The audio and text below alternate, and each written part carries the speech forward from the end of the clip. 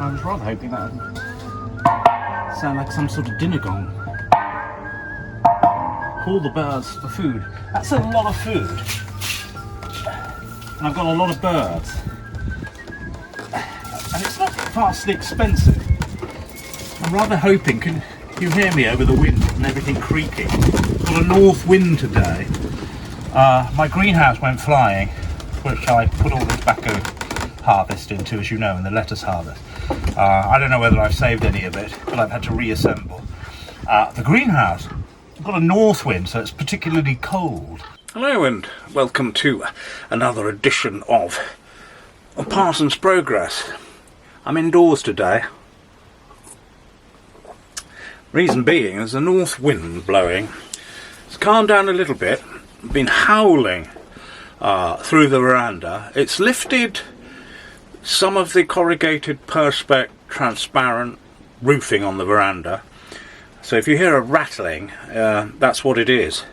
I've actually put a bloody great big rock on the roof of the veranda to stop it flapping, so it's not too bad now. One of the unfortunate things was it blew me greenhouse. You know the greenhouse I erected the other day and was telling you all about? Well, that fell over, including all my tobacco harvest and lettuce harvest. I scooped it all up into a bloody great basin, so the soil's quite thin because the seeds don't like to be buried too much. And I wet it, and I'm hoping to have salvaged some of the harvest. Anyway, I've ordered more tobacco seeds. Well, I needed some anyway, so I need to crack on with that. So yes, the wind has been a bit of a feature today, and that's why I'm inside. That north wind's very cold, so I'm sitting in this particular corner of the caravan. Can you see Aloysius behind me? He keeps me company. Does Aloysius? We like Aloysius on this channel. And I'm smoking my... I was going to show you a different... I'll get up and show you it. I was going to smoke out of that one. Do you remember yesterday I said I've got meerschaums? Well, that's another block meerschaum, you see. It's not chips, it's block, solid block of meerschaum. So that's my third one. I've got the Talon Claw one, this one, and that Turk's Head one you saw yesterday. That's the only three I've got. I'm perched on my beautiful Kaseri silk rug, which I bought, was it 2 days ago? Anyway, this is rather comfortable sort of sat here. So that's what I did today. I kind of sorted out the greenhouse. It was okay, really. I put it all back. And what I've done this time is, I should have done it initially because it did cross my thought. I've weighted it now. On the bottom tier, I've got huge ruddy logs now, so it won't go anywhere now. And as you've seen at the intro to the video, I've got me bird seed in me. I bought that metal bin and I've put me bird seed in it. I love the birds here.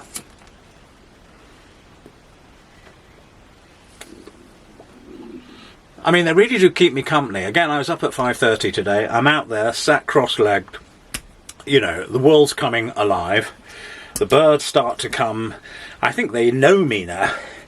And when I'm sitting there totally still and I don't move, they get quite, brave. They have courage, and they practically perch on me. I feel like Saint Seraphim, only not quite as holy.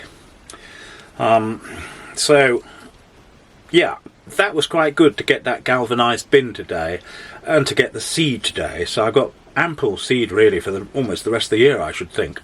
And I got me fat balls. They love a fat ball. I've got a big box of those out there too. So that'll keep them happy. And any crumbs, I have here, they all goes out. Smashing system. I was going to talk to you today about another acquisition. Do you know I said a toothbrush came yesterday? And that meerschaum box that didn't fit my pipe. Wow. What was in it was something entirely different. About 275 years old. You won't be able to guess what it was. Made of iron. Something I've been after for a long time, but could never really justify the expense. But this one was a fraction again of. I never buy any antiques unless I can get them at a fraction of the cost, or what they should be. And I'll show you it now.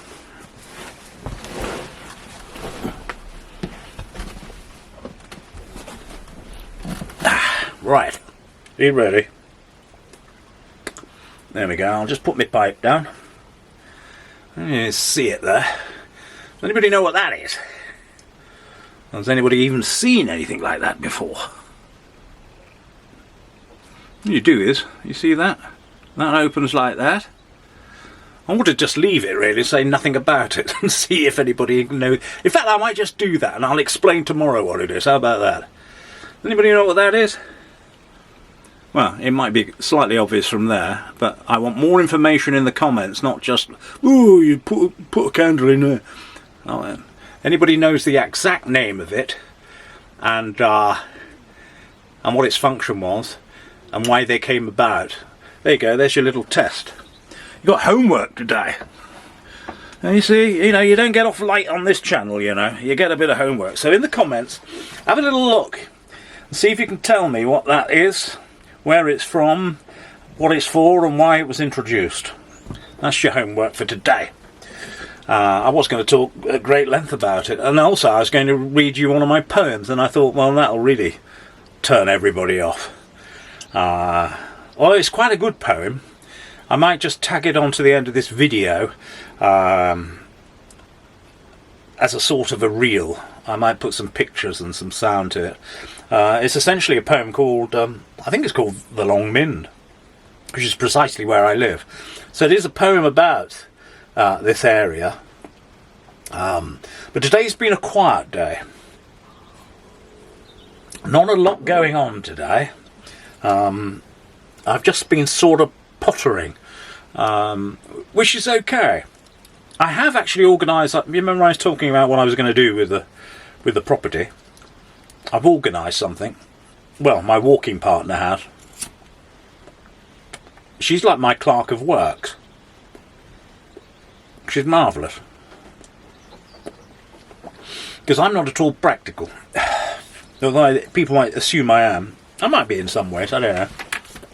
Anyway. Remember I was talking about the chipping. God willing, and with the following wind, I should have some chippers here on Monday. Because over there, that side of the caravan, I mean, there's just a mountain, a big mountain of branches that need to be chipped. I'm rather looking forward to that. I will video it, of course, and let you see it.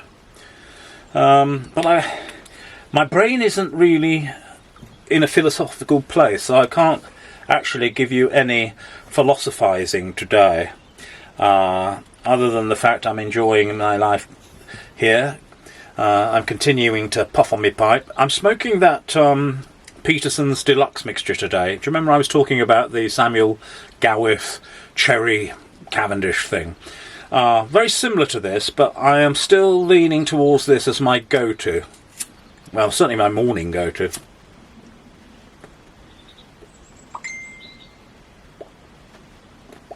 Somebody's just pinged me. I should have turned it off. If I was a professional, I would have done, but I'm not. They might ping again in a minute. Normally I turn the sound off, but I forgot. I'm far too relaxed. But anyway, yeah, this is my little corner over here. I don't generally sit over here. I sit over the other side. But I thought I'd have a change today. I'm enjoying the getting up early routines, and I was in bed last night about 9:30 again, and I'm sleeping very well. I don't know. Do you audiobook? I've got an audiobook on the go, and I have to keep scrolling back every night because, for the first time in a very long time, I'm asleep really quickly. And I thought, I was one of those sort of people who is an insomniac, and it just takes ages to get to sleep, and then I get a cortisol spike in the middle of the night, and I wake up early, and oh dear, and you feel tired. Here it's really quite extraordinary. I'm up extremely early. I go to bed extremely early. I don't nap during the day, although I'm allowed to if I want to. I've told myself, you you get that tired, John, just go and have a lie down. And I tended to not to. I just pushed through.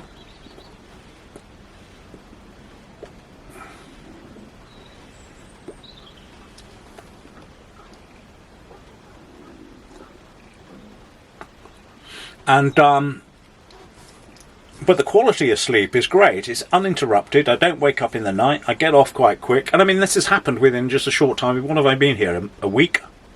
Over a week? Something like that. But I'm absolutely loving it. I've been watching videos of people who aspire to live on the land or off the land or get away from the hubbub. And people have been contacting me about how they want to do it or how they're going to do it, or they wish they could do it but they don't want to do it, or they haven't got the guts to do it, or I don't know. But the only thing I can say to you is you've got to get off your arse. That's the first thing you've got to do. There's a lot of people who have these, they imagine they're going to live here and they're going to do this and they're going to keep chickens and they're going to do this and do the other and have pigs and, I don't know, milk. Sorry, I conked out. Mid-flow. I was going to wax eloquent about living on the land, and suddenly my Canon said, "Nah, your battery's gone." And I thought, oh, blimey. So this is on an iPhone. I think I'll talk about that tomorrow, about living off the land and what it actually presents in terms of challenge. Because it's, a video in itself, really, isn't it? But I'll leave you with a poem anyway, and I hope you enjoy it. I haven't really said very much today, but I thought I'd just call in, make sure you're all okay and I'm okay and that we're enjoying life. And tomorrow, I think I'll speak to this whole notion of getting away from cities and towns and people and living in the countryside. A more simple life. I think people require a more simple life possibly at the moment, because I think people are overloaded, we have information overload. People are on Twitter all day long, on Facebook all day long. I remember a time when, the World Service would come on the wireless and they would go, "This is the BBC, the Home Service. There is no news today." Can you imagine that? There is no news today. And the problem is now, because of the internet, everybody's got news everywhere. So you have to know all about Yemen and the Houthis, and you've got to know all about what's going on in Outer Mongolia. But you don't really need to know any of this stuff. And part of the joy of moving here is all I have to worry about is whether my terracotta pots got broken when the greenhouse fell over, or filling up water pails. Or have I got enough milk for tea? Do I have to go out at all in the car? Or what branches have fallen down? I really couldn't care less about the bloody Houthis in the Yemen. Is it the Houthis? And you don't need to know. In the army we had an expression, it was called need to know. There was certain information and it was called, it's on a need to know basis, meaning none of your business. And I think there's so much information in the world today which is need to know. You can't change it, sat in your house, you get to know about all these things, but you absolutely have no agency in making any difference to any of the information you've just overloaded yourself on. So I said earlier I didn't really have any words of wisdom today, but maybe that is my word of wisdom to leave this particular episode on, and that is need to know. Simplify your life. Deal with what's in front of you. That's all you need to do. Just deal with the task that is in front of you, and the rest will come along as it should do. God bless. Hope you enjoy my poem I'm about to do, and I'll see you tomorrow. All the best.